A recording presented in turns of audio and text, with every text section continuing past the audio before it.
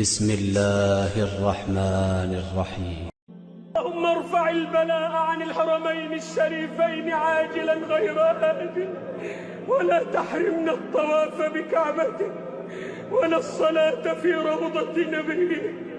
اللهم لا تحرمنا الطواف بكعبته ولا الصلاة في روضته. اللهم لا تحرمنا الطواف بكعبته ولا الصلاة في روضة نبيك. لا تحرمنا من الجمع والجماعات، لا تحرمنا من أداء الصلوات. اللهم لا تحرمنا من الاجتماع للصلوات. اللهم لا تحرمنا من الاجتماع للصلوات. اللهم إن نبيك علمنا أن نفزع عند الشدائد إلى الصلاة لك، فنعوذ بك أن نحرم من الصلاة لك، ونعوذ بك أن نحرم من الاجتماع في بيوتك. لا تطردنا من بيوتك يا رب، لا تطردنا من بيوتك يا رب.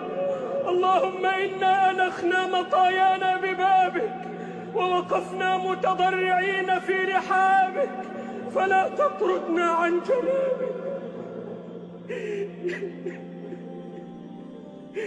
اللهم لا تطردنا عن جنابك، اللهم لا تطردنا عن جنابك.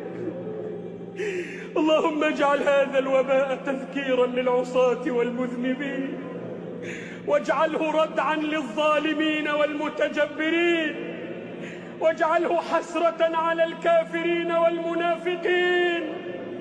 اللهم وأنج المستضعفين، وفك أسر المأسورين، وارحم ضعفنا يا أرحم الراحمين.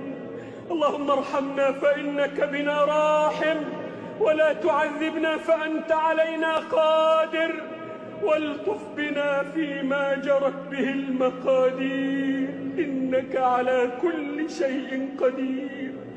اللهم صل وسلم وبارك على نبينا محمد.